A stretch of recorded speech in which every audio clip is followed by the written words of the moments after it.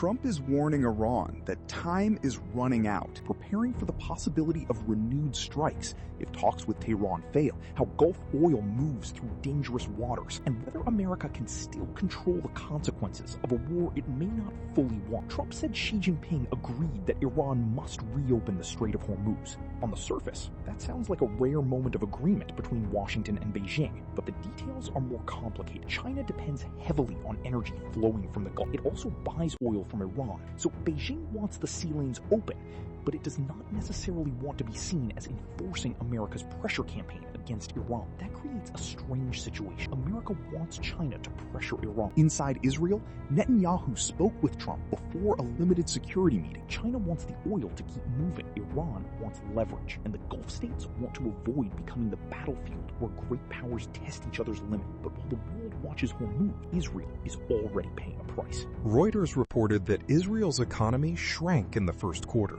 as the Iran war weighed on growth. That is a warning sign, because wars do not only burn through missiles and air defenses, they burn through economies, confidence, trade, investment, and public patience. A sign that the next move was no longer just diplomatic. For Washington, this matters, because Israel is not just another country in the region. It is America's closest military partner in the Middle East. So if Israel's economy weakens under the pressure of war, the burden does not stay inside Israel. It moves toward Washington in weapons, diplomacy, aid, air defense, and political pressure. And that brings the crisis back to the same question. How long can America manage a war that keeps expanding without becoming fully trapped inside it? And the strange part is that almost everyone in this crisis says they want stability. It was military, strategic, and potentially regional. America says it wants Iran contained, but not a wider war. Israel says it wants security, but it may be preparing for another strike. Iran says it wants respect, but it keeps using pressure points that can shake the entire region. China says it wants the Strait of Hormuz open,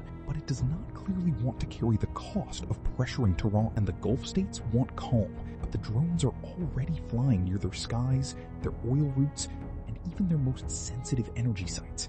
Meanwhile, Iranian-linked media claimed Washington had set tough conditions for any deal.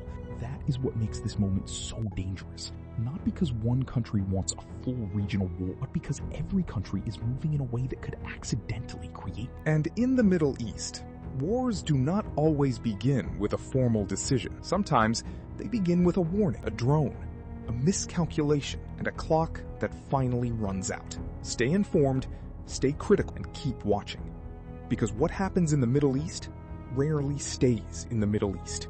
Including demands tied to Iran's uranium stockpile. For Tehran, that looked like pressure. For Washington, it looked like leverage. But then the crisis moved beyond Iran. In the Gulf, a drone strike caused a fire near the Barakhan nuclear power plant in the United Arab Emirates. Israel is preparing for the possibility of new strikes.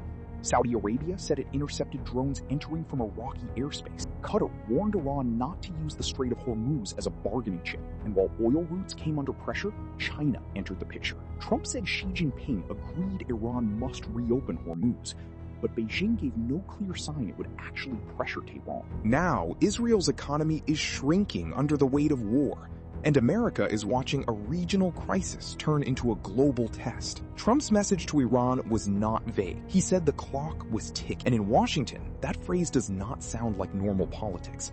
It sounds like a deadline. And now, after drones hit the Gulf and Tehran signals it will not back down. According to Reuters, Trump warned that Iran needed to move quickly as the crisis dragged on and talks failed to produce a clear breakthrough.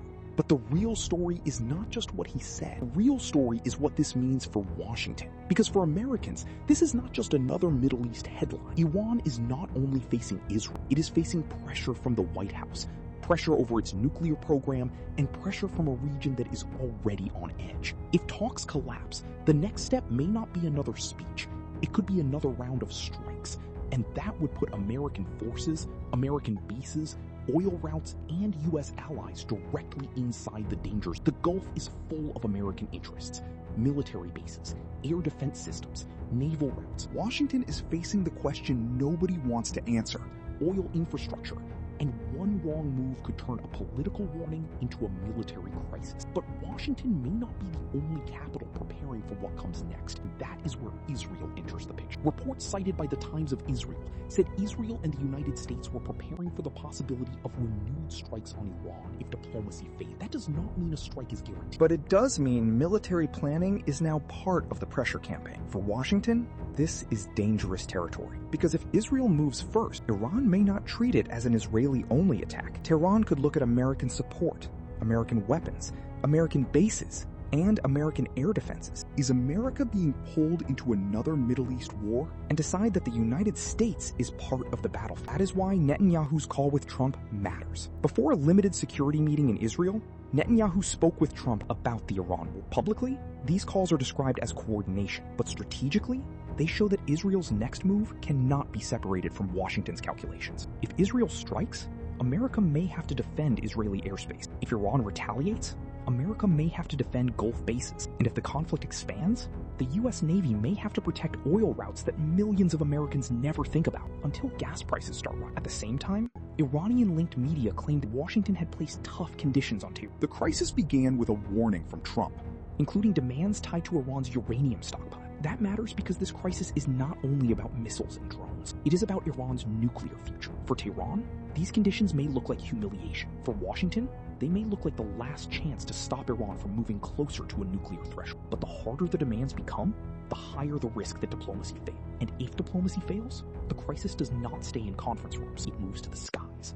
It moves to the sea. This time, it moved directly into the Gulf. Because the next warning did not come from a speech in Washington or a meeting in Tel Aviv. Iran, he said, was running out of time. It came from the Gulf, a region where American bases, oil infrastructure, air defense systems, and global energy routes all sit within striking distance of Iran and its allies. And suddenly, the crisis was no longer just about whether Trump would pressure Tehran. It was about whether the entire Gulf was becoming the battlefield. In the United Arab Emirates, officials said a drone strike caused a fire near the Barakah nuclear power plant. There were no reported injuries, no radiation leak, and the International Atomic Energy Agency said radiation levels remained normal. But that does not make the incident small, because Barakah is not just another energy site. It is the Arab world's first nuclear power plant. But this was not just political pressure. Located inside one of America's most important Gulf partners. For Washington, that changes the meaning of the attack. A drone near a nuclear facility is not just a security incident.